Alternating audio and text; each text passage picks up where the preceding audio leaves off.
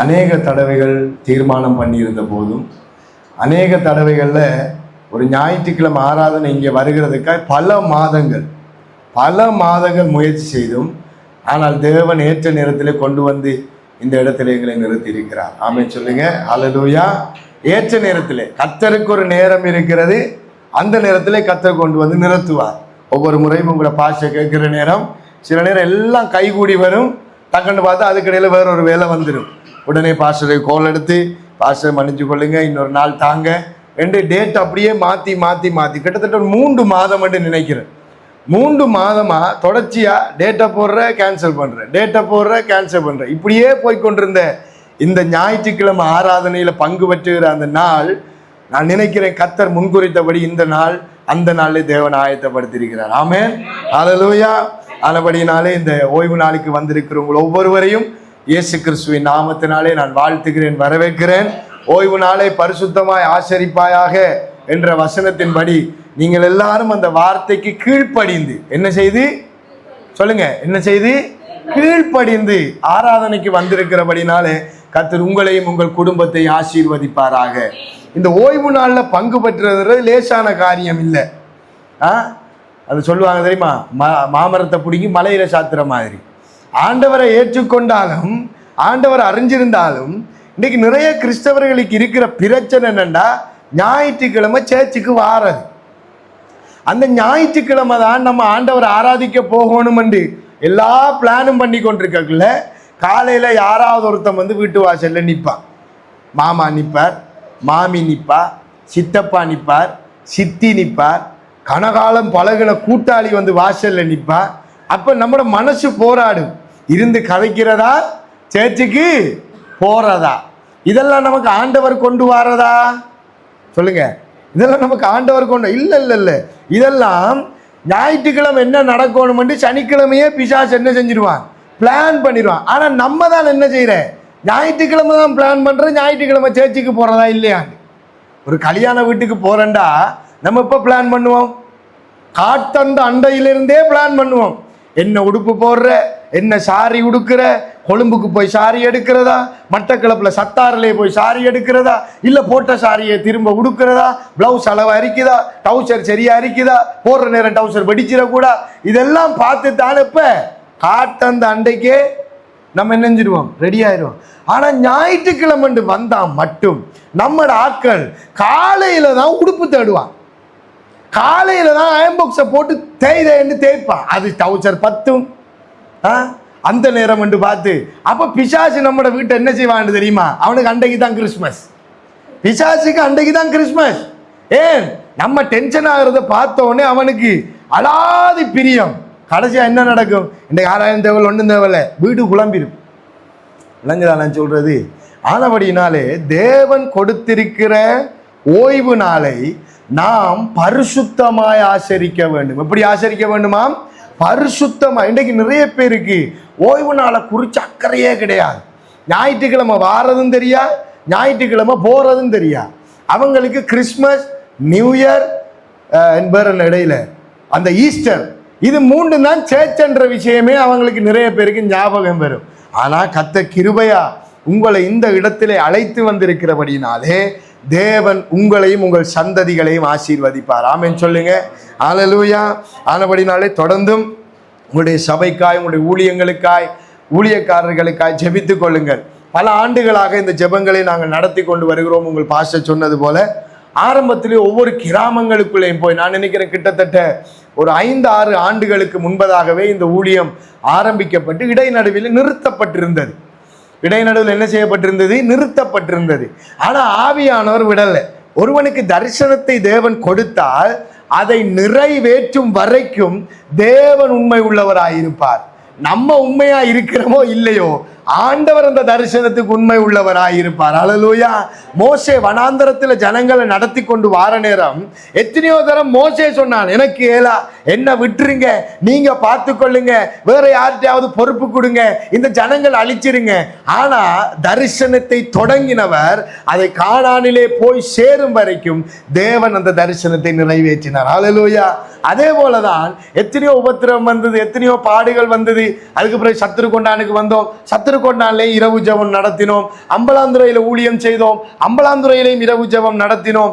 இப்படியே நடத்தி கொண்டு வார நேரம் திரும்பவும் அந்த ஜெபம் தடைப்பட்டு போனது. மறுபடியும் ஆண்டவர் என்ன செஞ்சார்? இந்த ஜெபத்தை ஆரம்பிக்கும்படிக்காய் ஊழியர்களை கொண்டு, மனுஷர்களை கொண்டு தேவன் திரும்ப திரும்ப திரும்ப தட்டி தட்டி தட்டி அதுக்கு பிறகு அந்த YMCA ஹோல்ல இந்த ஜெபத்தை ஆரம்பிக்க தொடங்கினோம். YMCA ஹோல்ல போய் கேட்டோம், இப்படி ஒரு ஹோல் தான் இல்லையா, அது இப்படி ஒரு இடம் தானே, சின்ன ஒரு இடம், எவ்வளவு வந்து கேட்டோம், 10,000ண்டாங்க. எனக்கு தூக்கி வாரி போட்டுச்சு, என்னடா 10,000 ஜெபத்தை. அப்போ போய் ஜெபம் பண்ணிட்டு நான் ஒரு கடிதம் கொண்டு கொடுத்தேன், ஏன்னா 10,000 எல்லாம் தரையில ஒரு 5,000 தாரம். அவங்களும் சரியாட்டாங்க. ஆமென். அப்போ முதலாவது மாதம் ஜெபம் நடத்தும் போது அந்த 5,000 கட்டிட்டோம். 2வது மாதமும் கட்டிட்டோம். 3வது மாதம் எங்களுக்கு ஒரு செய்தி வருது, நீங்க எந்த ஜெபம் நடத்தினாலும் உங்களுக்கு நாங்க காசு கட்டுறோம், நீங்க ₹1 காசும் கட்ட தேவையில்லை. ஹல்லேலூயா. யாரோ ஒரு நபர் அந்த ஜெபத்துக்கு தன்னுடைய பங்களிப்பை செலுத்தும் முகமாக அந்த ஜெபம் ஒவ்வொரு முறையும் நடந்து முடிய அங்க காசு பே பண்ணப்படுது. ஹல்லேலூயா. காசு பே பண்ணப்படுது. அப்ப கர்த்தர் ஒரு தரிசனத்தை தொடங்கினால் அதை அவர் நிறைவேற்றி முடிப்பார். ஆமென் சொல்லுங்க. கர்த்தர் வீட்டை கட்டாராகில் கட்டுகிறவனுடைய பிரயாசம் விருதா. கர்த்தர் நகரத்தை காக்காராகில் காவலாளி விழித்திருக்கிறது விருதா. அதுபோலதான் தேவன் ஒரு காரியத்தை செய்யாவிட்டால் அதுல நாங்க எவ்வளவு முயற்சி செய்தாலும் அந்த காரியம் எங்களுக்கு ஆசீர்வாதமாய் முடியாது. ஆனபடினால இந்த ஜெபத்தை கர்த்தர் இப்படித்தான் ஆரம்பித்து நடத்தி கொண்டிருக்கிறார். இந்த வருடங்கள் முழுவதும் மற்ற மற்ற கிராமங்களுக்குள்ள போய் ஜெபிக்கத்தக்கதாய் ஆவியானவர் எங்களுக்கு கிருபைகளை கொடுத்து கொண்டிருக்கிறார். வருகிற ஆண்டில இருந்து நான் நினைக்கிறேன், வருகிற ஆண்டில இந்த ஆண்டை ஆண்டவர் ஆரம்பிக்க எங்களை கிருபை பாராட்டுவார். ஒவ்வொரு மாவட்டங்களுக்குள்ளேயும் போய் ஜெபிக்க தேவனுங்களுக்கு கிருபை தருவாராக. ஹல்லேலூயா. அதனால உங்களுடைய ஜெபங்கள்ல, இந்த ஜெபங்களுக்காக ஒரு 5 நிமிஷம் எடுத்து உங்களோட தனி ஜெபங்கள்ல உங்களோட ஊழியங்களுக்காக ஜெபிக்கும் போது இந்த ஜெபங்களுக்காகவும் இந்த ஊழியங்களுக்காகவும் ஜெபித்துக் கொள்ளுமாறு உங்களை தாழ்மையோடு கேட்டுக்கொள்கிறோம். அந்த நாட்கள்ல இருந்து எங்களோடு உங்களோட ஊழியக்காரன் எங்களோடு பயணித்துக் கொண்டிருக்கிறார். ஒவ்வொரு ஜெபங்கள்லையும் அவராலே முடிந்த ஊழியங்களை எங்களோடு கூட சேர்ந்து இந்த ஊழியத்தில் எங்களை தாங்கி கொண்டிருக்கிறார்கள். ஹல்லேலூயா. ஆனபடினால் இந்த ஜெபத்துக்காக நீங்களும் உங்களுடைய ஜெபத்திலே தாங்கிக் கொள்ளுமாறு உங்களை கேட்டுக்கொள்ளுகிறேன். இந்த நாளின் செய்திக்கு ஆதாரமாக யோவான் எழுதின சுவிசேஷம் 15வது அதிகாரத்தில் இருந்து ஒரு சில காரியங்களை வாசித்து ஆவியானவர் நம்மளோடு சபையோடு இடைப்படுகிற காரியத்தை இந்த காலை வேளையில் உங்களோடு நான் பேச விரும்புகிறேன். ஆமென். ஹல்லேலூயா. எத்தனை பேர் இந்த காலை வேளையில் அந்த கர்த்தருடைய வார்த்தையை கேட்க ஆயத்தமா இருக்கிறீங்க? ஆமென். உங்களுடைய காதுகள் ஒவ்வொன்றும் திறந்திருக்கட்டும். தேவன் இந்த நாளில் நம்மளோடு பேசுவாராக. யோவான் எழுதின சுவிசேஷம் 15வது அதிகாரத்திலே முழுவதுமாய் நீங்கள் வாசித்து பார்த்தீர்களானால் அவர் திராட்சை தோட்டத்தை குறித்தும், திராட்சை செடியை குறித்தும், திராட்சை தோட்டக்காரனை குறித்தும் ஆவியானவர் இயேசு கிறிஸ்து மூலமாய் அந்த இடத்திலே பேசி இருக்கிறது எங்களாலே காணக்கூடியதாக இருக்கிறது. இந்த செய்தி மிகவும் முக்கியமான செய்தியா இருக்கிறபடினாலே நீங்கள் இந்த செய்தியை மிகவும் மிகவும் அவதானமாய் கேட்குமாறு உங்களை தாழ்மையோடு கேட்டுக்கொள்ளுகிறேன். அப்ப 15ஆம் அதிகாரம் 1ஆம் வசனம் எங்களுக்கு என்ன சொல்லுகிறது? நான் மெய்யான திராட்சை செடி, என் பிதா திராட்சை தோட்டக்காரர். எல்லாரும் சேர்ந்து சொல்லுங்க, நான் மெய்யான திராட்சை செடி, என் பிதா திராட்சை தோட்டக்காரர். இயேசு கிறிஸ்து எப்பொழுதும் இந்த இஸ்ரவேல் ஜனங்களோட பேசும்போது அவர்களுடைய கலாச்சாரத்தோட சம்பந்தப்பட்ட அல்லது அவர்களுடைய கலாச்சாரத்திலே அவர்கள் அதிகமாய் பார்த்து வளர்ந்த காரியங்களை அவர்கள் உதாரணத்துக்கு ஆண்டவர் எடுத்து பேசுவார். உதாரணத்துக்கு சொல்ல போனா அடிக்கடி அத்திமரத்தை குறித்து பேசுவார் இல்லையா? அடிக்கடி திராட்சை தோட்டங்களை குறித்து பேசுவார், ஒலிவ மரங்களை குறித்து பேசுவார். அப்படி பேசும்போதுதான் அவர்களுக்கு அவர் என்ன பேச வாரார் என்ற சத்தியம் அவர்களுக்கு தெளிவாய் விளங்கும். ஆமென். நம்ம இந்த ஊர்ல இருக்கிறவங்களுக்கு உங்களுக்கு ஈச்ச மரத்தை பத்தி பேசினா விளங்குமா? ஏதாவது விளங்குமா? உங்களுக்கு தெரிஞ்சதெல்லாம் என்ன? தென்னை மரம், பனைமரம், மாமரம், வாழை மரம். இதை விட்டா நமக்கு ஒரு மரமும் தெரியாது. நம்மட வீட்டுல மாமரம், வாழைமரம், தென்னை மரம் இருக்கிற மாதிரி இஸ்ரவேல் ஜனங்களுடைய ஒவ்வொருவருடைய வீட்டுல ஒரு திராட்சை கொடியாவது இருக்கும். அது அவர்களுக்கு மிகவும் பெரிதான ஒரு ஆசீர்வாதம். இப்ப நம்மட வீட்டுல யாராவது அவசரத்துக்கு வந்துட்டாங்கன்னா உடனே தென்னை மரத்துல ஏறி ஒரு இளநியை வெட்டி அதை வந்தவங்களுக்கு என்ன செய்வோம்? கொடுப்போம். இப்பதான் அதெல்லாம் இல்லையே. இப்பதான் என்ன, உடனே புடிச்சிட்டு ஓடி போய் ஃப்ரிட்ஜை திறந்து ஒரு சோடா போத்துல தூக்கிட்டு ஓடி வாரோம். இந்த சோடாவையும் ஜூஸையும் குடிச்சு தான் இன்றைக்கு நம்மட வாழ்க்கை இப்படி போய்கொண்டிருக்குது. நல்லா இருந்த மனுஷனெல்லாம் இன்றைக்கு ஆஸ்பத்திரியில் இருக்க காரணம் என்ன? இந்த சோடாவும் ஜூஸும். பாஸ்டர்மார் வீட்டை போனா ஒவ்வொரு ஆள்ற வீட்டையும் ஒவ்வொரு டீ குடிக்கணும். நிலைமையை யோசிச்சு பாருங்க. எங்கட நிலைமைய ஒவ்வொரு ஆள்ற வீட்டையும் சோடா குடிக்கணும், ஒவ்வொரு ஆள்ற வீட்டையும் கேக் சாப்பிடணும். இல்லாட்டி என்ன செஞ்சிருவாங்க? கோவிச்சிருவாங்க. நீங்க கோவிச்சிருவீங்கன்ட்டு நாங்க குடிச்சு கடைசியில கிளினிக் கொப்பியோட நிக்க வேண்டி வந்துடும். அதனால இனி பாஸ்டர்மார் வந்து அவங்களா வாயத்திறந்து டீ கேட்டா கொடுங்க, அவங்களா இல்ல தண்ணி போதுமெண்டா அதை கொடுங்க, அதை மனதார அவங்க குடிச்சிட்டு போயிடுவாங்க. ஆனா அந்த நாட்கள் என்ன நடந்தது? யாராவது ஒருவர் வீட்டுக்கு வந்தா டக்கண்டு இளநியை வட்டி என்ன செய்வோம்? குடிக்க கொடுப்போம். அது மாதிரி தான் இஸ்ரவேல் ஜனங்களும் யாராவது ஒரு விருந்தினர் வீட்டை வந்தாங்கன்னா அவங்க உடனே ஓடி போய் தங்களுடைய திராட்சை குலைகள்ல இருந்து நல்ல திராட்சை கறிகளை எடுத்து அதை பிழிஞ்சி இல்ல அதுல இருந்து தயாரிக்கப்பட்ட ஒரு நல்ல ஜூஸை வந்தவங்களுக்கு கொடுப்பாங்க. அப்ப இந்த திராட்சை கொடி என்றதும் திராட்சை செடி என்றதும் இவர்களுடைய வாழ்க்கையிலே பின்னி பிணைந்த ஒரு சம்பவம். வேதத்துல நீங்க அநேக இடத்துல பார்க்கலாம். எப்பெல்லாம் ஒரு திராட்சை தோட்டம் நாட்டப்படுகிறதோ அப்பெல்லாம் இஸ்ரவேல் ஜனங்கள் வீடு கட்டுவார்கள். நீங்க இனி பைபிளை வாசிக்கக்குள்ள அதை கொஞ்சம் உன்னிப்பாவது அனுப்பிச்சு வாசிங்க. எப்பெல்லாம் திராட்சை தோட்டத்தை நாட்டுகிறார்களோ அப்பெல்லாம் என்ன செய்வாங்க? திராட்சை தோட்டத்துக்கு பக்கத்திலே ஒரு வீடு கட்டுவாங்க. ஏனென்றால் இந்த இஸ்ரவேலிலே திராட்சை தோட்டத்தை நாட்டுகிற இடம் சாதாரணமான ஒரு இடம் இல்லை. அது உயரமான மலைகளிலே மலைப்பாங்கான மணல் நிலங்கள் சேர்ந்த ஒரு மலை பிரதேசத்திலே தான் இந்த திராட்சை தோட்டத்தை அவர்கள் என்ன செய்வார்கள்? நாட்டுவார்கள். அப்படி நாட்டும் போது அந்த நிலத்தை பண்படுத்தும் போது அந்த நிலத்துக்குள்ள இருக்கிற கல்லுகள், பெரிய பெரிய பாறைகள், இதெல்லாத்தையும் எடுத்து என்ன செய்வாங்க? அந்த திராட்சை தோட்டத்துக்கு பக்கத்திலேயே ஒரு வீட்டை கட்டிடுவாங்க. நான் சொல்றவங்களுக்கு விளக்கிட்டா? அப்ப எப்பெல்லாம் திராட்சை தோட்டத்தை நாட்டுகிறார்களோ அப்பெல்லாம் என்ன நடக்கும்? அங்க ஒரு வீடும் கட்டப்படும். அப்ப யோசிச்சு பாருங்க, இஸ்ரவேல் ஜனங்களுக்கு திராட்சை தோட்டம் என்கிறது ஒரு லேசான காரியம் இல்லை, ஒரு லேசான விஷயம் இல்லை. அவர்கள் திராட்சை தோட்டத்தை பற்றி பேசும்போது எப்பப்பெல்லாம் திராட்சை தோட்டம் என்று வருகிறதோ அப்பெல்லாம் அவர்கள் என்ன செய்வார்கள்? அவர்கள் தங்களை நினைவு கூறுவார்கள். ஏனென்றா எல்லா இடத்திலேயும் திராட்சை தோட்டம் என்பது மிக மிக மிக மிக முக்கியமான ஒரு ஆசீர்வாதமாக இருக்கிறது. வாசிக்கலாமா? வாசிங்க. சங்கீதம்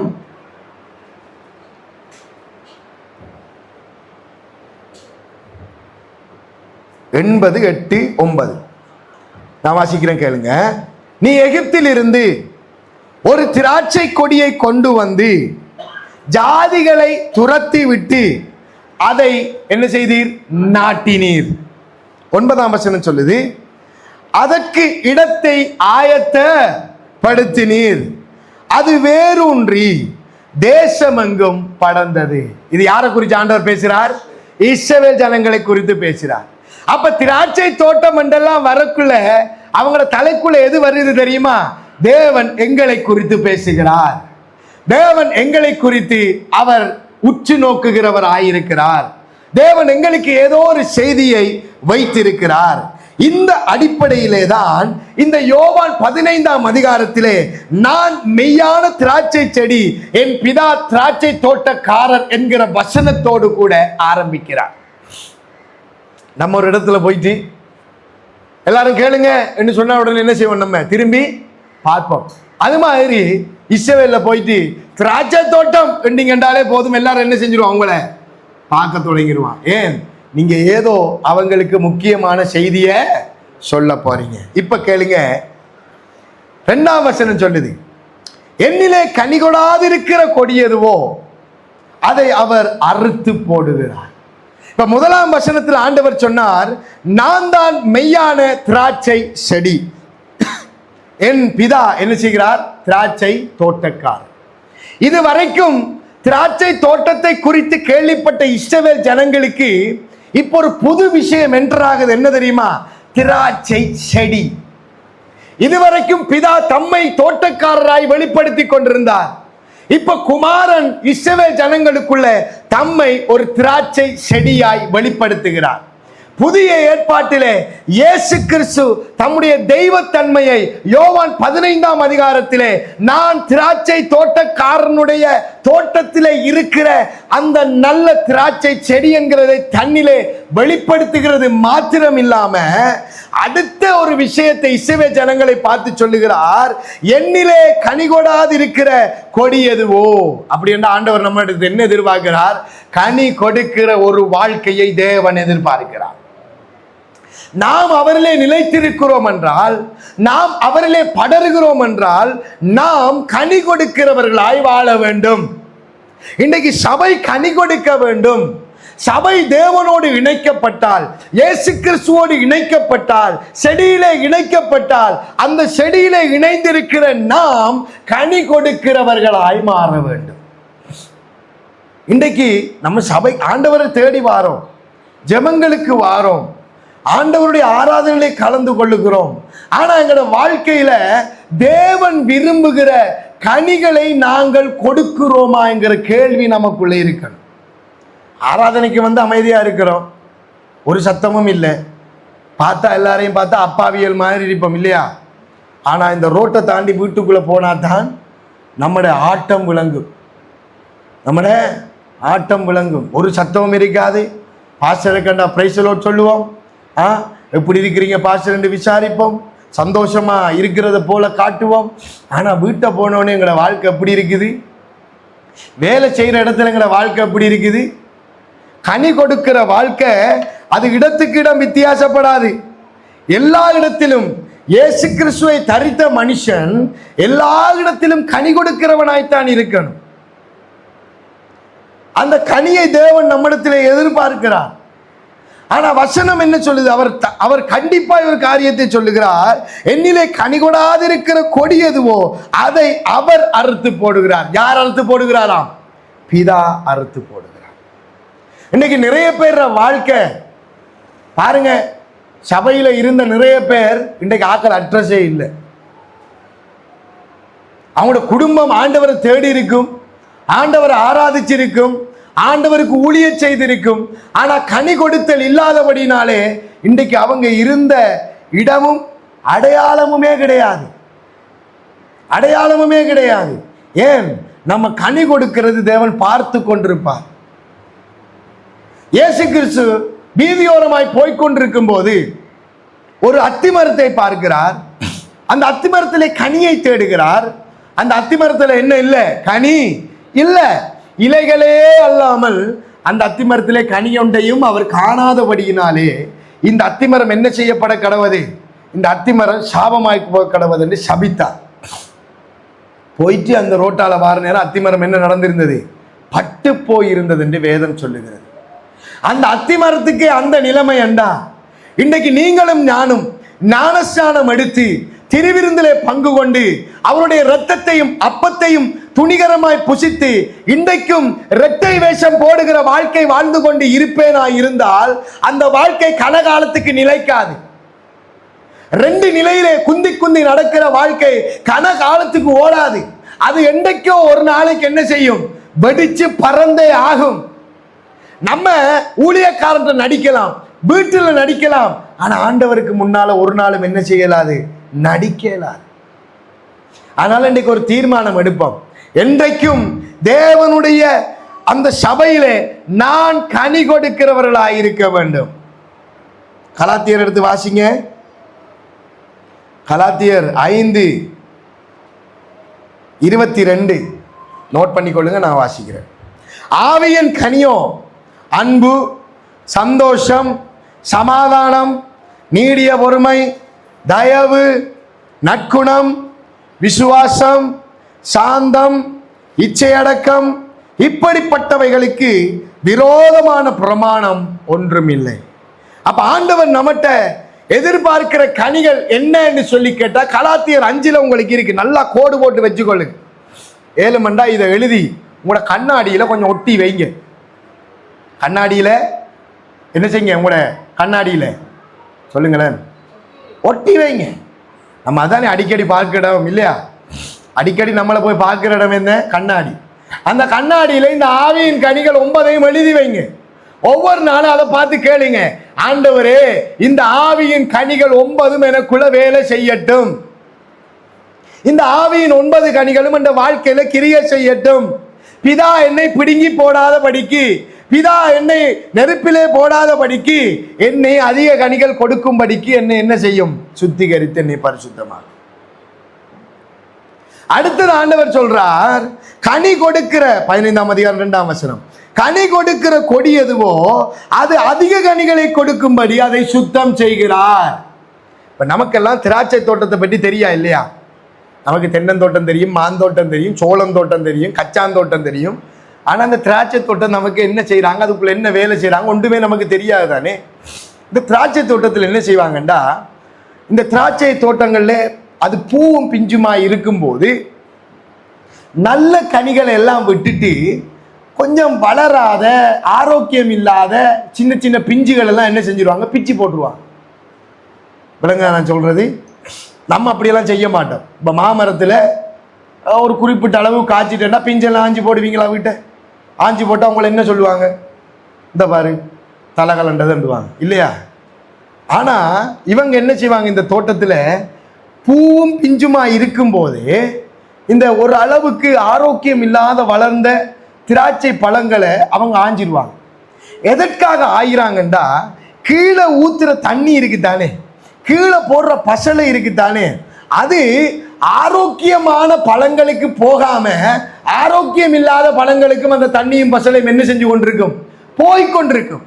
அப்ப அது ஆரோக்கியம் இல்லைன்னு ஆரம்பத்திலே தெரிஞ்சிட்டு அப்ப அதுக்கு ஏன் தண்ணி ஊத்துவான்? நான் சொல்ற விளங்கிட்டா? சில பிள்ளைகளை வீட்டில் என்ன செஞ்சிருவாங்க? தண்ணி தெளிச்சு விட்டுருவாங்க. நான் சொல்ற விளங்குதா? வீட்டில் ஒரு 4 பிள்ளை இருந்தா கூடுதலாக கடைசி பிள்ளைய தான் என்ன செஞ்சு விட்டுருவாங்க? இது சரி வராது, இல்லாட்டி இது ஊழியத்துக்கு தான், இது நம்மளோட குடும்பத்துக்கு சரி வராதுன்னு தண்ணி தெளிச்சு விடுற மாதிரி அந்த திராட்சை தோட்டத்தில் இருக்கிறவங்களும் என்ன செய்வாங்க? இது இந்த தோட்டத்தில் இருக்கிறதுக்கு சரியான கனி இல்லை என்று அதை எடுத்து போடுவார்கள். ஏன் தெரியுமா? அந்த கனியும் நல்ல கனிகளை கெடுக்கும். இப்ப விளங்கிட்டா ஏன் ஆண்டவர் கனி கொடுக்காதெல்லாம் புடுங்குறாரு? ஏன்? அது நல்லா இருக்கிறதையும் கெடுத்து போடும். ஆண்டவர் ஒரு உவமையில அழகாய் சொன்னார். ஆண்டவர் சொன்னார், ஒரு வயல்வெளியில கோதுமையும் புல்லும் இருக்குது, களைகளும் இருக்குது. அதை என்ன செஞ்சிடாத, களைகளை ஒரு நாள் நீ பிடுங்கிறாத. அப்படி பிடுங்கும் போது என்ன செய்யும்? நல்லதும் சில நேரம் சேர்த்து பிடுங்கப்பட்டுரும். அதனால ஒரு நாள் வரும், கர்த்தருடைய தூதன் வருவான், அதை புடைப்பான், அதை அவியாத அக்கினியிலே போடுவான். இப்ப ஆண்டவர் எதுக்காக களைகளையும் பிடுங்க வேண்டாம் என்று சொன்னார் தெரியுமா? வெளியில பார்க்கத்தான் கோதுமையும் களையும் கிட்டத்தட்ட ஒன்று மாதிரி இருக்கு. அப்படித்தான் நீங்க அடையாளம் கண்டாலும், அப்படித்தான் நீங்க அந்த களைகளை சரியா அடையாளம் கண்டுபிடிச்சாலும், களையை பிடுங்குற நேரம் நீங்க ஒரு விஷயத்தை பார்ப்பீங்க, இந்த களைகளுடைய வேர்களும் கோதுமையுடைய வேரோட இணைஞ்சிருக்கும். விளங்கிட்டா? வெளியில பார்க்கத்தான் கோதுமையும் களையும் தனிய தனிய, ஆனா அண்டர் கிரவுண்ட் டீலிங் நல்லா இருக்குது. சில விசுவாசி அப்படித்தான், வெளியில 2 பேருக்கும் சண்டை, ஆனா வீட்டை போனா 2 பேரும் நல்ல கூட்டு. விளங்குதா? அப்ப இந்த களை என்ன செய்து அந்த கோதுமையை கீழால ஜாயின் பண்ணுது. என்ன வாண்டி? விளங்குதா? என்னண்ட பாச்ச நமக்குத்தான் பிரசங்கம் போலேலா, இது வரைக்கும் சந்தோஷம். இப்ப இருந்தே அதுகளை கற்றுக்கொள்ளுங்க. இந்த சபையில போய் காப்பு தாடி ஈடு வச்சுட்டு தார இதெல்லாம் நிப்பாட்டி இருக்கு. மாலை தாடி ஈடு வச்சுட்டு தார நிப்பாட்டிருங்க. 1000 ரூபா கைமாத்தா தாடி நிப்பாட்டிருங்க. இது உங்களுடைய சபையை எதிர்காலத்தை கெடுக்கும். நான் சொல்ற விளங்க அவங்க இது ஆரம்பத்திலிருந்தே பழகி கொள்ளுங்க. ஆரம்பத்திலிருந்தே சபைகளுக்கு சில ஒழுக்கத்தை வைத்து, இன்னைக்கு பாஸ்டர் சொன்னார் இல்லையா, கட்டாயம் நீங்க ஜெபத்துக்கு வரணும். அது மாதிரி நீங்க கட்டாயம் இவைகள் என்ன செய்யணும்? இந்த ஒழுக்கங்களை கடைபிடிக்கணும். இப்ப நீங்க 2 பேரும் கடன் வாங்கிடுவீங்க. நீங்க நம்ம சபை நடத்தக்குள்ள அதுதான் கட்டன் ரைட்டா. எந்த விசுவாசிட்டையும் 1000 ரூபா காசும் கடன் பார்க்க கூடாது. இதை கொம்பனியா நடத்துறோம், சீட்டு கொம்பனி மாதிரி. ஆறும் எந்த விசுவாசிக்கும் நகை கொடுக்க கூடாது வீடு வைக்கிறதுக்கு. நாளைக்கு விசுவாசி நீங்களும் வர மாட்டீங்க, கடைசியில் பாஸ்டர் 2 பேர் வீட்டையும் போகும். விளங்குதா? கடைசியில் யாருக்கு லாபம் சொல்லுங்க? வீடு வச்சா கடைக்காரனுக்கு லாபம். அவன் கொண்டு போயிடுவான் நகையை. கடைசியில் நீங்க சபையில் இருக்க மாட்டீங்க. இப்ப விளங்கிட்டா? மேலே ஆண்டவர் எதுக்காக இந்த கலையை பிடுங்கவனாண்டு? கலையை பிடுங்கக்குள்ள அண்டர் கிரவுண்ட்ல வேர் ஓடிக்கொண்டே இருக்குது. அப்ப அதோட சேர்த்து கோதுமையும் என்ன செஞ்சிடும்? பிடுங்கப்பட்டுரும். அதனால ஆண்டவர் சொன்னார், கொஞ்சம் பொறுமையா இருங்க. இந்த கலைக்கு ஒரு நாள் வரும். நீங்க கலைகளா இருக்க விரும்புனீங்கண்டா உங்களிடத்திலிருந்து ஒரு நாள் நல்ல கனிகள் வராது. நான் சொன்னேன், இந்த கடன் கேட்கறது, மாலையை போய் வாங்குறது, காப்பை போய் வாங்குறது, தோட போய் வாங்குறது, நல்ல சாரி கட்டி வந்தா பின்னேரம் போய் திணிக்கிறது, இந்த சாரியை கொஞ்சம் தான் கல்யாணம் விட்டு கொடுத்துட்டு வாரு, இதெல்லாம் சேர்ச்சுக்குள்ள என்ன செய்யக்கூடாது? இருக்கக்கூடாது. நீங்க தேவனுடைய பிள்ளைகளா இருந்தால் நீங்கள் கனி கொடுக்கிறவர்களாய் இருக்க வேண்டும். ஏண்டா தோட்டக்காரர், தோட்டத்துக்கு எஜமான் உங்களை எப்பவும் பார்த்து கொண்டே இருப்பார். அதனாலதான் ஆண்டவர் 15ஆம் அதிகாரத்தில் பேசும்போது பேசினார், எப்பொழுதெல்லாம் நல்ல கனி இன்னும் அதிக கனிகளை கொடுக்க வேண்டுமோ அதற்காகவே கனி கொடுக்காத, பிரயோஜனம் இல்லாத, பூத்தும் பிரயோஜனம் இல்லாத கனிகள் எல்லாவற்றையும் தேவன் எடுத்து போடுகிறார், பிடுங்கி போடுகிறார். ஆனபடினாலே இதை குறித்து நாங்கள் என்ன ஜாக்கிரதை உள்ளவர்களாய், சபையிலே ஜாக்கிரதை உள்ளவர்களாய் நாம் இருக்க வேண்டும். அது அடுத்த வசனம், அதே வசனம், கடைசி காரியம் சொல்லுகிறது, அது அதிக கனிகளை கொடுக்கும்படிக்கு அதை அவர் என்ன செய்கிறாராம்? சபை என்றது உங்களை சுத்தப்படுத்துகிற ஒரு இடம். சலவை தொழிற்சாலை. ஒரு உடுப்பு எப்படி கழுவிங்க? இப்பதான் வாஷிங் மெஷின் வந்துட்டு அது கழுவுது, எங்களுக்கு என்ன தெரியும் பாஸ்டர், அது வேற விஷயம். ஆனா உண்மையா இந்த சலவை தொழிலாளிகள் உடுப்பு கழுவுறத பார்த்துருக்கீங்களா? நெட்டுப்புள்ள போட்டு அதை அவிச்சு அதை 4 தரம் குத்தி 4 தரம் போட்டு அடிச்சு அதுக்கு பிறகுதான் அந்த வெயில கொண்டே இதுக்கு பேர சுத்தம் பண்றேன். அப்ப சேர்ச்சும் வாஷிங் மெஷின் சலவை இல்லை. எல்லா உடுப்பையும் போட்டு ஒண்டா போட்டு சின்ன ஒரு அடி ஒன்று அடிச்சு காய போடுறது இல்லை. ஒரு சலவை தொழிலாளி எப்படி அந்த உடுப்பை சுத்தம் செய்கிறானோ அதுபோல உங்கள் ஆத்துமாவை சுத்தம் பண்ணும்படிக்காய் தேவன் உங்களுக்கு சபையை கொடுத்திருக்கிறார். நாம் எனக்கா? அப்ப நீங்க சுத்திகரிக்கப்படணும்டா, அதிக கனிகளை கொடுக்கணும்டா, உங்களோட ஊழியக்காரன் உங்களை சுத்திகரிக்கிறதுக்கு நீங்க இடம் கொடுக்கணும். அவர் கண்டிக்கும் போது, அவர் உங்களை சரிப்படுத்தும் போது, அவர் உங்களை வழிநடத்தும் போது நீங்கள் அதுக்கு என்ன செய்யணும்? இடம் கொடுக்க வேண்டும். அப்படி இடம் கொடுக்கலண்டா நீங்க என்ன செய்ய மாட்டீங்க? அதிக கனிகளை கொடுக்க மாட்டீங்க. சபை விட்டு சபை மாறுவீங்க. ஆனா உங்களால் என்ன செய்யலாது? நான் அடிக்கடி சொல்ற ஒரு உதாரணத்தை சொல்றேன். எங்கட வீட்டு ஒரு தென்னை மரம் இருந்துச்சு. முதல் அந்த தென்னை மரத்தை வாசல்ல தூக்கி நாட்டினோம். பார்த்தா அந்த இடத்துல நிறைய கல் இருந்ததால அந்த தென்னை மரம் படிவா வளரல. அதை திரும்ப பிடிக்கொண்டே அடுத்த வாசல்ல நாட்டினோம். நாட்டி போட்டு பார்த்தா இந்த ரூமுக்கு நிறைய சரியா வெயில் வருது, சரி வராது. அதையும் திரும்ப பிடுங்கி கொண்டு இந்த வாசல்ல கொண்டு வந்து நாட்டினேன். காய்க்குமா? காய்க்கா. இப்படியே பிடுங்கி நாட்டிட்டு இருந்தா நீங்க கடைசி வரைக்கும் காய்க்க மாட்டீங்க. தென்னங்கண்டாவே இருப்பீங்க.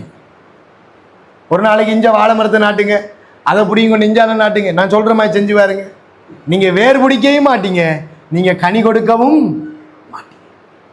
நீங்க கனி கொடுக்கிறவர்களாய் இருந்தால் ஒரே இடத்திலே நாட்டப்பட்டவர்களாய் இருக்க வேண்டும். அது யாரா இருந்தாலும் சரி. உங்களுடைய சபையில உங்களுடைய மேய்ப்பனுக்கு கீழ்ப்படிந்து நீங்கள் அந்த சபையில நாட்டப்பட்டவர்களாய் இருக்க வேண்டும். நீங்க நாட்டப்படக்குள்ளதான் உங்களுடைய வேர் அந்த நிலத்திலே ஊடுருவி போய் நீங்கள் கனி கொடுக்கும்படிக்காய் தேவைப்படுகிற காரியங்களை உறிஞ்சி கொடுத்து அந்த சபைக்கு கனி கொடுக்கிறவர்களாய் மாறுவீர்கள். இல்லைன்னா நீங்க என்ன செய்வீங்க? கடைசி வரைக்கும் பாஸ்டர் தண்ணி ஊற்றணும், பாஸ்டர் பசலை ஓடணும். இந்த சபையில கொஞ்ச காலம் பாஸ்டர் தண்ணி ஊற்றுவார், பாஸ்டர் பசலை போடுவார், சரிப்பட்டு வராண்டு இன்னொரு சபையில கொண்டு உங்களை நாட்டி விட்டா அங்க இருக்கிற பாஸ்டரும் தண்ணி ஊற்றுவார், அங்க இருக்கிற பாஸ்டரும் பசலை போடுவார், அங்க இருந்து புடுங்கி கொண்டு இன்னொரு இடத்துல நாட்டுனா அங்க இருக்கிற பாஸ்டர் தண்ணி ஊற்றுவார், அங்க இருக்கிற பாஸ்டர் பசலை போடுவார். கடைசி வரைக்கும் நீங்களா என்ன செய்ய மாட்டீங்க? வேரூன்றி கனி கொடுக்க மாட்டீர்கள். அதனாலதான் தேவன் என்ன செய்யறார்? நம்மளை அதிக கனிகளை கொடுக்கும்படிக்கு நம்மளை சுத்தம் பண்ணுகிறார். 3ஆம் வசனம் சொல்லுகிறது, நான் உங்களுக்கு சொன்ன உபதேசத்தினாலே நீங்கள் இப்பொழுதே சுத்தமாயிருக்கிறீர்கள். அல்லேலூயா. எது எங்களை பரிசுத்தப்படுத்துகிறது? கர்த்தருடைய உபதேசம், கர்த்தருடைய வார்த்தை. நீ வார்த்தை கேட்க நிறைய பேருக்கு விருப்பம் இல்லை. அதுவும் கேட்கிற வார்த்தை தங்களுக்கு ஆறுதல் படுத்துகிற, தங்களுக்கு தேவையான, தங்களை சந்தோஷப்படுத்துகிற வார்த்தை தான் இன்னைக்கு நிறைய பேருக்கு தேவைப்படுகிறது. ஓமா இல்லையா? நிறைய பேருக்கு அதான் தேவைப்படுது. தங்களை சந்தோஷப்படுத்துகிற, தங்களை ஆறுதல் படுத்துகிற. அதான் யூடியூப்ல இப்ப 1008 பிரச்சனை. ரைட், உங்கள்கிட்ட ஒரு கேள்வி கேட்கிறேன். போன ஞாயிற்றுக்கிழமை உங்களோட பாஸ்டர் எடுத்த பிரசங்கத்தை எத்தனை பேர் யூடியூப்ல போய் பார்த்தீங்க? சொல்லுங்க அப்போ. எங்களுக்கு யூடியூப் இல்லை பாஸ்டர், ஃபோனும் இல்லை பாஸ்டர், ஒன்றும் இல்லை பாஸ்டர். சரி, அவர் சொன்ன நோட்ஸை போன கிழமை எத்தனை பேர் திரும்பி பார்த்தீங்க? நான் கேட்டேன் உங்களோட பாஸ்டர் பண்ண பிரசங்கத்தை. இதே யோவான் 15ஆம் அதிகாரம் 4ஆம் வசனம் தான் தொடங்கினான் இல்லையா? நான் வார்த்தையை அங்கே ஆயத்தப்படுத்திட்டு உங்களோட பாஸ்டர் பிரசங்கத்தை பார்த்தா எனக்கு தூக்கி வாரி போட்டு, இது என்னடா நம்ம பேச வேண்டிய பேச.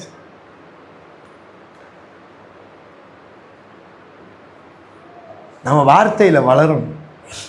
இந்த காதுகளால் எவ்வளவு விஷயத்தை கேட்கிறோம், இந்த கண்களால் எவ்வளவு விஷயத்தை, தேவையில்லாத விஷயத்தை பார்க்கிறோம். இன்னைக்கு நிறைய பேர் வாழ்க்கை எப்படி இருக்குன்னா, டஸ்ட்பின் தெரியுமா? ஊத்தக்கூட அந்த டஸ்ட்பினுக்குள்ளே என்றைக்காவது நீங்க அப்பிள் ஒரேஞ்ச் எடுப்பீங்களா? அதுக்குள்ள இருந்து என்ன எடுப்பீங்க? தோல், வாழைப்பழ தோல், ஆப்பிள் தோல். எது தேவையில்லையோ, இன்னைக்கு நிறைய விசுவாசிற தலையும் அப்படித்தான் இருக்கு. எது தேவையில்லையோ அதான் மண்டி போய் கிடக்கு. பாஸ்டர் வீட்டை இறங்குன உடனேயே கம்ப்ளைண்ட் லிஸ்ட் வந்துடும். என்ன அது பாஸ்டர், இது பாஸ்டர், அப்படி பாஸ்டர், இப்படி பாஸ்டர், அங்க அது பாஸ்டர், இவர் திஞ்ச பாஸ்டர், எனக்கு ஏலா பாஸ்டர், நான் ஓட போறேன் பாஸ்டர், நான் நிக்க மாட்டேன் பாஸ்டர். தலை முழுக்க டஸ்ட்பின். வார்த்தை இருக்கும் என்றால் வசனம் சொல்லுது, அந்த வார்த்தையினாலே நீங்கள் சுத்தமாவீர்கள். அந்த வார்த்தையினாலே நீங்கள் என்ன செய்வீர்கள்? சுத்தமாவீர்கள். இன்னைக்கு விசுவாசி சுத்தம் இல்லாம டஸ்ட்பின் மாதிரி இருக்கிறது காரணம் என்ன தெரியுமா? வார்த்தை இருதயத்தில் இல்லை. இல்லாட்டி ஒரு பிரச்சனை வந்த உடனே வார்த்தை இருந்தா உடனே என்ன செய்யும்? ஆண்டவர சமூகத்தை தேடி ஓட பார்ப்போம். ஆண்டவர வார்த்தையில் என்ன சொல்லுது என்று பார்ப்போம். ஆண்டவர வசனம் எப்படிப்பட்டதுன்றதை கேட்போம். வசனமாகத்தான் சொல்லுது, உபதேசத்தினாலே நீங்கள் இப்பொழுது சுத்தமானீர்கள், வார்த்தையினாலே சுத்தமானீர்கள். அபிஷேக கூட்டத்துக்கு போறதாலேயோ, சுவிசேஷ கூட்டத்துக்கு போறதாலேயோ, அற்புத சுகமளிக்கும் ஆராதனைக்கு போறதாலேயோ நீங்க சுத்தமாகல, அவருடைய உபதேசத்தினாலே நீங்கள் சுத்தமானீர்கள். சுத்தமா இருந்தா தானே பரலோகம் போகலாம். சுத்தமா இல்லாட்டி பரலோகம் போகலாமா? பரிசுத்தம் இல்லாமல் ஒருவனும் பிதாவை சொல்லுங்க தரிசிக்க முடியாது. அப்ப பரிசுத்தம் எங்க இருந்து வரும்? தேவனுடைய வார்த்தையிலிருந்து வரும். தேவனுடைய வார்த்தையில் இருந்தால் பரிசுத்தம் வரும். தேவனுடைய உபதேசத்தில் இருந்தால் பரிசுத்தம் வரும். நீங்க 1000 பேர் பிரசங்கம் கேட்கல, உங்களோட பாஸ்டர் உங்களோட யூடியூப்ல போற பிரசங்கத்தை கேளுங்க. விளங்குதோ விளங்கலையோ, தெரியுதோ தெரியலையோ, நீங்க உங்களோட வீட்டில் கேட்டுக்கொண்டே இருங்க. ஏன் மற்றவன் என்ன பேசுறான்ற நமக்கு தெரியாது, ஆனா உங்களோட பாஸ்டர் என்ன பேசுறான்றது உங்களுக்கு தெரியுமே இல்லையா? மற்றவங்க எப்படிப்பட்ட உபதேசம் பேசுறாங்கன்னு நமக்கு இன்றைக்கு 1000 உபதேசம் வந்துட்டு, 1000 ஆராதனை முறைகள் 1000 மாறிச்சு. 1000 காரியங்கள் இன்றைக்கு மட்டக்களப்பில் பெருகிட்டு. ஒருத்தன் சொல்றான் ஆவியானவர் இல்லைன்றான், ஒருத்தன் சொல்றான் இயேசு இல்லைன்னு, கடைசியில் கடவுளே இல்லைன்னு வந்து குந்திட்டு இருக்க போறானே. ஒருத்தன் சொல்றான் இயேசு என்று கூப்பிடாத, ஒருத்தன் சொல்றான் ஆவியானவர் இல்லாத அந்த ஆவியானவர் என்றான். நான் சொல்றேன், விளங்கிட்டாங்க. இப்படி உபதேசங்கள் இருக்கும்போது உங்களை நடத்துகிறவர்கள், உங்களுக்காக ஜெபிக்கிறபடியினாலே, உங்களை நடத்துகிறவர்கள் உங்கள் மேலே கரிசனை வைத்திருக்கிறபடியினாலே, உங்களை நடத்துகிறவர்கள் உங்களை குறித்து விசாரிக்கிறபடியினாலே அவங்க உங்களுக்கு என்ன பேசுறாங்கன்றதை கேளு. இன்றைக்கு பேசுகிற செய்தியை அடுத்த கிழமை என்ன செய்யுங்க, கேளுங்க. வீட்டை போய் போன கிழமை பண்ண செய்தி என்ன செய்யுங்க, இந்த கிழமை போய் வீட்டை கேளுங்க. கர்த்தருடைய பட்டயம் இருபுறமும் கருக்குள்ள விட்டேன். நான் நல்ல ஊழியக்காரன், நான் ஆடுற பிரசங்கத்து, நான் நல்ல விசுவாசி, நான் ஆடுற இல்லை இல்லை இல்லை இல்லை. தேவன் ஆரை கொண்டும் பேசுவார். கர்த்தர் யாரை கொண்டும் பேசுவார். அதுல நம்ம ஜாக்கிரதையா இருக்க பழகும். அப்ப எவன் தேவனோடு இணைந்திருக்கிறானோ அவன் கனி கொடுப்பான். எவன் தேவனுடைய வார்த்தையோடு இணைந்திருக்கிறானோ அவன் அனுதினமும் பரிசுத்தமாக்கப்பட்டவனாய் வாழுகிறான். முதலாவது என்ன? எவன் தேவனோடு இணைந்திருக்கிறானோ அவன் கனி கொடுப்பான், நல்ல கனிகளை கொடுப்பான். கனி மட்டும் இல்லை, எப்படிப்பட்ட கனி? நல்ல கனி. எவன் தேவனோடு இணைந்திருக்கிறானோ அவன் பரிசுத்தம் உள்ள வாழ்க்கை வாழுகிறவனாயிருப்பான். இன்னைக்கு நீங்க தேவனோடு இணைஞ்சிருக்கிறீங்களா? அப்படி என்ன நீங்க கனி கொடுக்கணும். நீங்க தேவனோடு இணைஞ்சிருக்கிறீங்களா? அப்படி என்ன நீங்க வசனத்தின்படி வாழுகிறதற்காய் உபதேசத்தை கை கொள்ளுகிறவர்களாக இருக்கவர். சும்மா ஒரு கேள்வி கேட்கிறேன், யாரும் கை தூக்காது. ஒரு நாளைக்கு காலையில் எழும்புன உடனே பைபிள் வாசிக்கிறார்கள் எத்தனை பேர் இருக்கிறீங்க? உங்க கூட மனச்சாட்சியை தொட்டு கையை தூக்காதீங்க. ஒரு நாளைக்கு ஒரு அதிகாரம், 2 அதிகாரம், 3 அதிகாரம், 4 அதிகாரம், நம்ம எத்தனை பேர் அப்படி வாசிக்கிறோம்? காலையில் எழும்பி மத்தியானத்தில் பைபிளை தூக்கி எத்தனை பேர் வாசிக்கிறோம்? இந்நேரத்தில் பைபிளை தூக்கி எத்தனை பேர் வாசிக்கிறோம்? குனிய பார்த்தா நான் நினைக்கிறேன் அடிக்கப்படுகிற ஆட்டை போல இப்படியே. நீங்க சொல்லுங்க பாஷ, யாரோ உங்களுக்கு குத்தி கொடுத்துட்டாங்க போல தெரியுது. ஒருத்தரும் குத்தல்ல. சிலர் ஞாயிற்றுக்கிழமையெல்லாம் பைபிள் தர்ற, சில ஞாயிற்றுக்கிழமை பைபிள் கொண்டாடுறதும் இல்லை. மார்க்கெட்டுக்கு கூட இல்லாமல் போவீங்களா?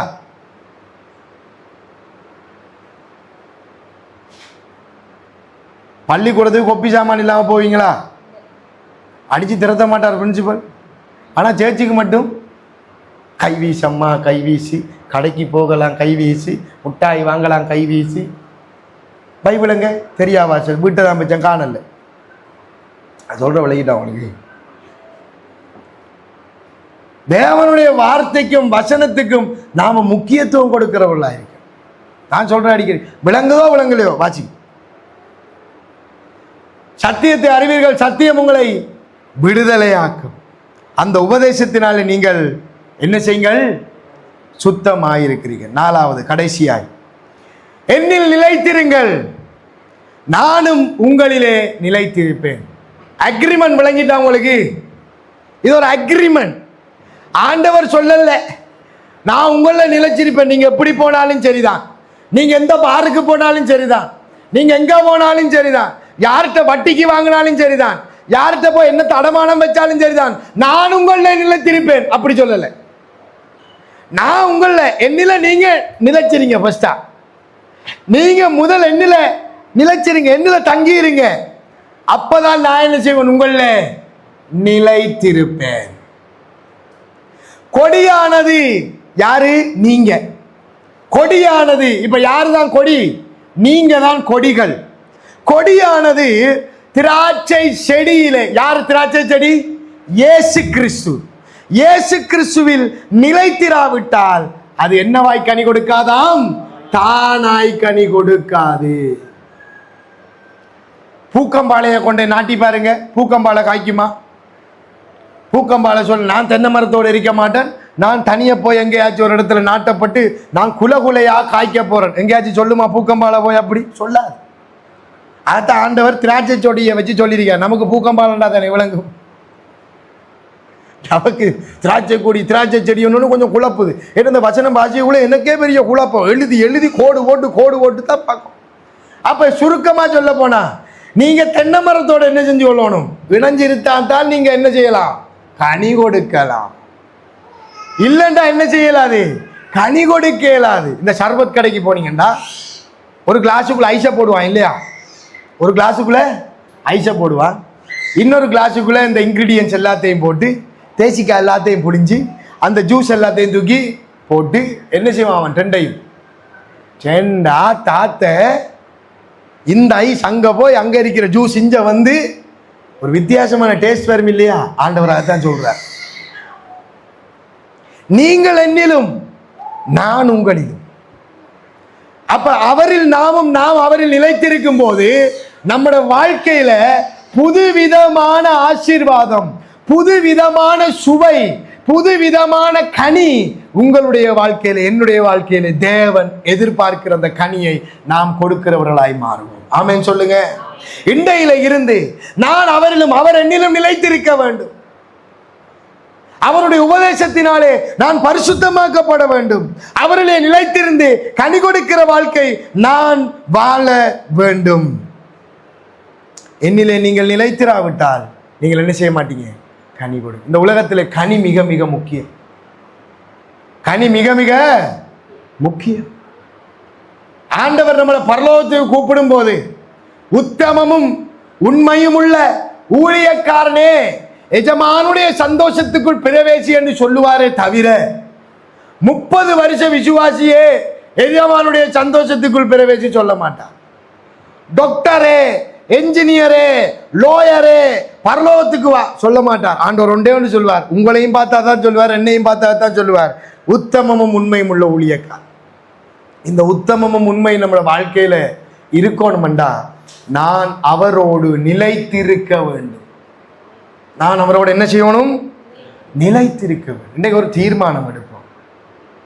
நம்ம அதிகம் வேதம் வாசிக்கிறவங்களா, அதிகம் தேவனை தேடுகிறவர்களாய், அதிகம் தேவனோடு இணைந்திருக்கிறவர்களாய், கனி கொடுக்கிறவர்களாய், அவருடைய உபதேசத்திலே பற்றி பிடிக்கப்பட்ட வாழ்க்கை வாழுகிறவர்களாய், அவருடைய உபதேசத்திலே நெருங்கினவர்களாய் எங்களை மாற்றிக்கொள்வோம். 3.5 வருஷம் இயேசு கிறிஸ்துவோடு இருந்த சீஷர்களோட வாழ்க்கையை கொஞ்சம் திரும்பி பாருங்க. 3 வருஷத்துக்கு முதல் பேதுரு இயேசு கிறிஸ்துவினிடத்துல வரும்போது ஒரு மீனவன், மீன் பிடிக்கிறவன். 3.5 வருஷத்துக்கு முன்னுக்கு யூதாஸ் இயேசு கிறிஸ்துவினுடைய இடத்துல வரும்போது அவன் ஒரு தீவிரவாதி. 3 வருஷத்துக்கு முன்னுக்கு மத்தேயு இயேசு கிறிஸ்துவின் இடத்துல வரும்போது அவன் ஒரு வரி வசூலிக்கிற ஒரு மனுஷன். ஆனா அந்த 3 வருஷம் இயேசு கிறிஸ்துவோடு அவர்கள் நிலைத்திருந்தபடியினாலே உலகத்தை கலக்குகிற அப்போஸ்தலர்களாய் தேவன் அவர்களை மாற்றினார். வெறும் 3 வருஷத்துல தேவன் அவர்களை அப்படி மாற்ற முடியும் என்றால் உங்களையும் என்னையும் தேவன் அப்படி மாற்றுகிறது எவ்வளவு லேசான காரியம் இல்லையா? இன்றைக்கு என்னால எழும்ப முடியல, என்னால போராட முடியல, என்னால ஊழியம் செய்ய முடியலண்டா அதுல சீக்ரெட் என்ன தெரியுமா? நாம இன்னும் அவரில் நிலைத்திருக்கவில்லை, நாம் இன்னும் அவரில் தங்கி வாழ பழகவில்லை, நாம் இன்னும் அவரை அண்டி வாழ பழகவில்லை. நம்மள பழக்கம் என்ன தெரியுமா? ஏதாவது பிரச்சனை வரத்துக்கு முன்னுக்கு, பிரச்சனை வந்ததுக்கு பின்னுக்கு தான் ஆண்டவரை தேடி ஓடுறது. எப்போ ஓடுவோம் ஆண்டவரை தேடி?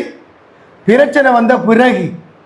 ஆனா நிலைச்சிருக்கிற மனுஷன், ஆண்டவரிலே ஊறி இருக்கிற மனுஷன், ஆண்டவரிலே இணைந்திருக்கிற மனுஷன் என்ன செய்வான் தெரியுமா?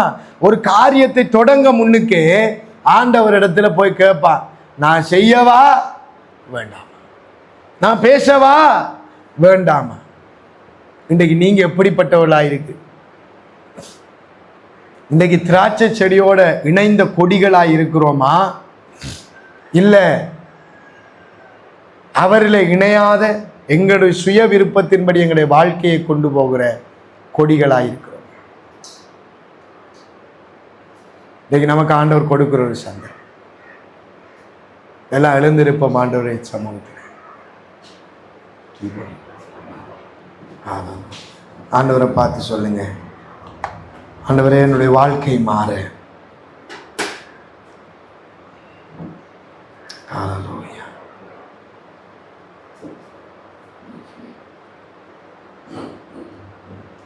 நீர் என்னை தேடி வராதிருந்தார், நீர் என்னை நன்றி.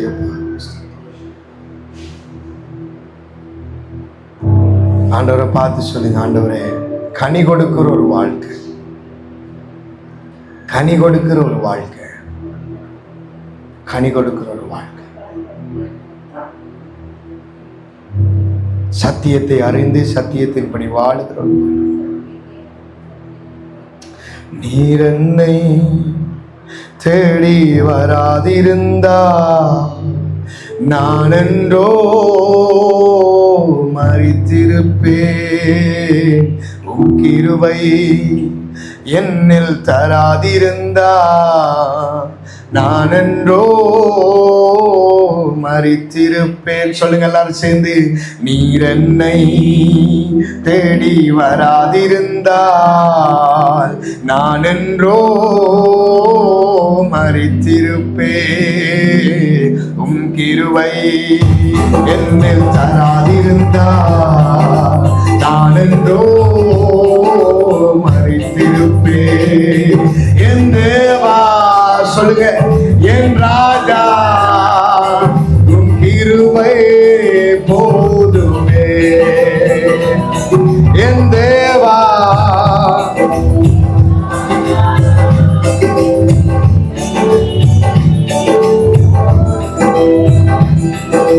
தட்டு தடுமாறி நான் தள்ளாடி நடந்து என்னை தொட்டு தூக்கி விட ஓடி வந்தீர். எல்லாம் சேர்ந்து, தட்டு தடுமாறி நான் தள்ளாடி நடந்து தொட்டு தூக்கி விட நீரோடு ஓடி வந்தீர்.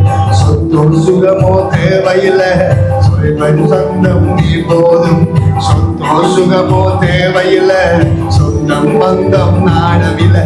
என் தேவா கரங்களை உயர்த்தி, உங்க கிருபை உங்க கிருபை போதுமே.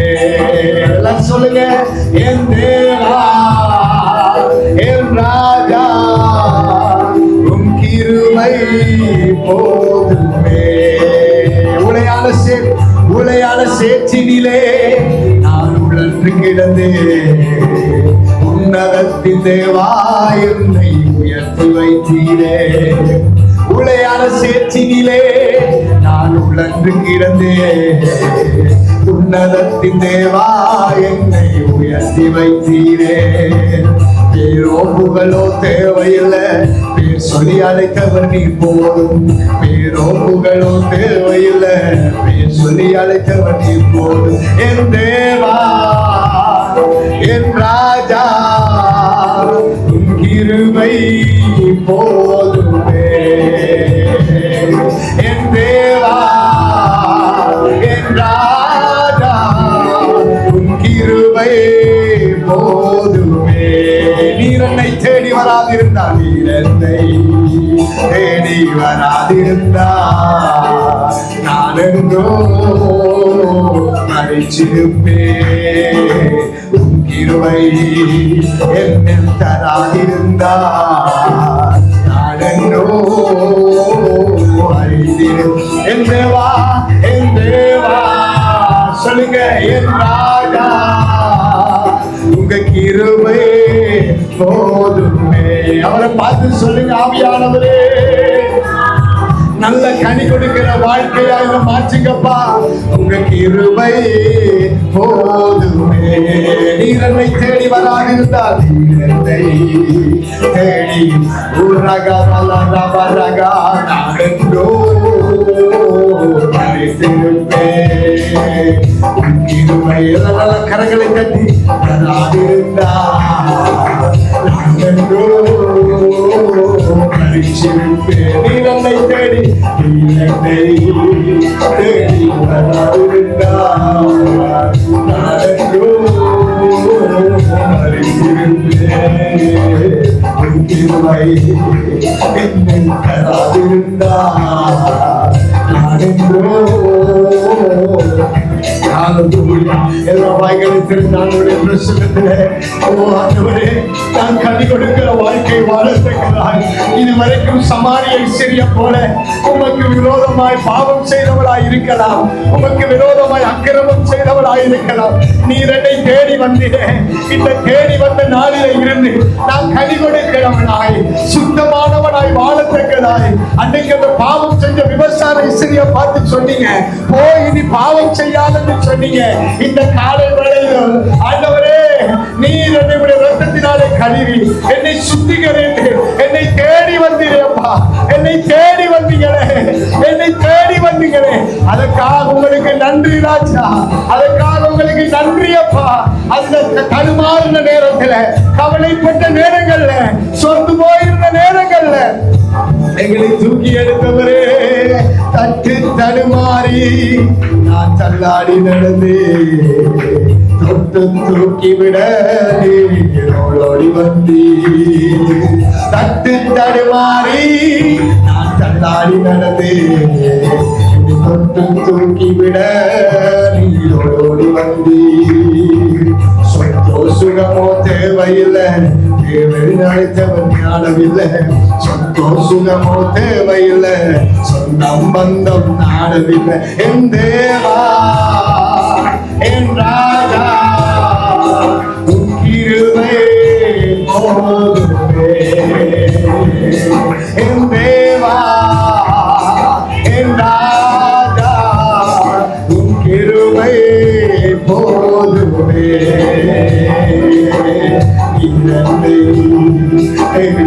வராதிருந்தா நானெந்தோ அறிந்திருப்பேன். கிருபை என்னில் தராதிருந்தா நானெந்தோ அறிந்திருப்பேன். சொல்லுங்க, நீரத்தை தேடி நானெந்தோ அறிந்திருப்பேன். கிருபை என்னில் தராதிருந்தா நானென்றோ. அப்படி கரங்கள் உயர்த்தி தேவனை ஆராதிப்போமா. எங்களை தேடி வந்த எங்கள் நல்ல தெய்வமே, இந்த காலை உங்களுடைய பிரசன்னத்துக்காக உங்களுக்கு நன்றி என்று சொல்லுகிறோம். ஆண்டவருடைய மகிமைக்காக நன்றி என்று சொல்லுகிறோம். நாங்கள் மனம் திரும்ப வேண்டிய பகுதிகள், நாங்கள் உண்மை திரும்ப வேண்டிய காரியங்கள் ஒவ்வொன்றையும் கரத்தில் நாங்கள் ஒப்புக்கொடுக்கிறோம். நீர் மகிமைப்படுவீரார், நீர் மகிமைப்படுவீரார், நீர் மகிமைப்படுவீரார். நீர் இந்த காலை மகிமைப்படுவீரார். ஒரு கனி கொடுக்கிற ஜீவியம் ஜீவிக்கத்தக்கதாய், ஆண்டவரே உம்மோடு இசைந்து வாழுகிற ஒரு வாழ்க்கையை வாழத்தக்கதாய் பரிசுத்த ஆவியானவர்களுக்கு பலன் தருவீராக. பரிசுத்த ஆவியானவர்களுக்கு கிருபைகளை தருவீராக. பரிசுத்த ஆவியானவர்களுக்கு அபிஷேகத்தை தருவீராக. பரிசுத்த ஆவியானவர்களுக்கு ஆளுகையை தருவீராக. பரிசுத்த ஆவியானவர்களுக்கு வல்லமையை தருவீராக. ஓ ராகா பரதா லரா பலதா லகஷா தேவோ ரோகோ சேகேதே. நல்ல ஆவியில நிரம்பி அந்நிய பாஷையில ஓ ரிமகதா நமரகா ஓ ரிமகா தோரோபோ சேகேதேலே வெரகேதேலே ஓ ரிமலா. ஆவிக்குரிய வாழ்க்கையில எழும்ப முடியாதபடிக்கு, ஆவிக்குரிய வாழ்க்கையில பிரகாசிக்க முடியாதபடிக்கு இருக்கிற எல்லா தடைகள் இயேசுவின் நாமத்தில் பிடிக்கப்படுவதா, பிடிக்கப்படுவதா. லாபா ராகா மரதா. நல்ல கரங்களை உயர்த்தி ஆவியில நிரம்பி இன்றையில இருந்து ஆண்டவரோட மறுரூபமான வாழ்க்கையை வாழத்தக்கதாய், இன்றையில இருந்து அபிஷேகம் நிறைந்த வாழ்க்கையை வாழத்தக்கதாய்.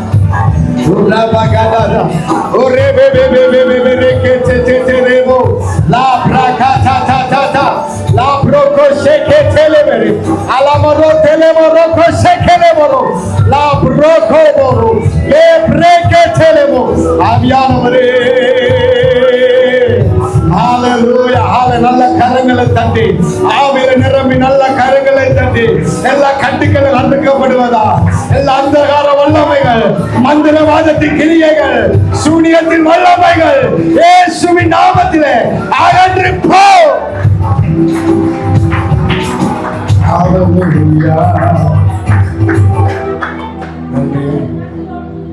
கனி கொடுக்கிறது பிதா எதிர்பார்க்கிறது, கனியை கொடுக்கிறது. இதோ நாங்கள் ஒன்றால பிரயோஜனமான ஊழியக்காரர்கள் எங்கள் கடமைகளை மாற்ற எங்கள் தகுதிக்கு மீறியாண்டவரே, நாங்கள் செய்த ஒவ்வொரு காரியங்கள் எங்களுக்கு மன்னி.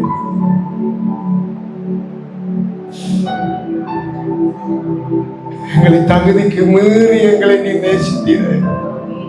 எங்கள் தகுதியை விட எங்களை அதிகமாய் நேசித்தீரே. ஆனால் அந்த நேசத்துக்கும் அந்த அன்புக்கும் கடனாய் நாங்கள் கனி கொடுக்காமல் போனோம் ஆண்டவரே. அநேக சந்தர்ப்பங்கள் பிதா எதிர்பார்க்கிற அந்த கனியை குமாரன் மூலமாய் நாங்கள் கொடுக்கத்தக்கதாய் பரிசுத்த ஆவியானவர்களுக்கு உதவி நீர் என்னை தேடி வராதிருந்தாய் நான் என்றோ மறித்திருப்பேன். உன் கிருபை என்னில் தராதிருந்தாய் நான் என்றோ. நல்ல ஆண்டவரே, இந்த காலை விலை காய்மக்கு நன்றி. ஓய்வு நாளில் உம்மை தேடி வந்த ஒவ்வொரு பிள்ளைகளுக்கு ஆண்டவரே, தாகம் உள்ளவர் மேலே தண்ணீர்களை ஊற்றுகிற தேவன், வறண்ட நிலங்களிலே ஆறுகளை உண்டு பண்ணுகிற தேவன். உங்களுடைய பிள்ளைகள் தாகத்தோடு வந்திருக்கிறாங்கப்பா. தண்ணீரினாலே நிரப்புங்க, ஜீவ தண்ணீரினாலே நிரப்புங்க. ஒரு நாளும் தாகம் எடுக்காத பிரசன்னத்தினாலே நிரப்புங்க. ஒரு நாளும் ஆண்டவரை தாகமடையாத தண்ணீரினாலே பிள்ளைகளை நிரப்ப வேணும்படி கரத்தில் ஒப்புக் கொடுக்கிறோம். இந்த ஊழியத்தை செய்கிற உங்களுடைய ஊழியக்கார குடும்பத்தை உங்களுடைய கரத்தில் ஒப்புக் கொடுக்கிறோம். உங்களுடைய பாதுகாப்பு, உங்களுடைய அபிஷேகம், உங்களுடைய வல்லமை, உங்களுடைய ரட்சிப்பு இவர்கள் எப்பொழுதும் இவர்களோடு கூட இருப்பதாக இயேசுவின் நாமத்தில் ஜெபித்து ஆசீர்வாதங்களை எடுக்கிறோம். ஜீவன் நல்ல பிதாவே, ஆமென். கரங்களை தட்டி தேவனுடைய நாமத்தை மகிமைப்படுத்துவோம்.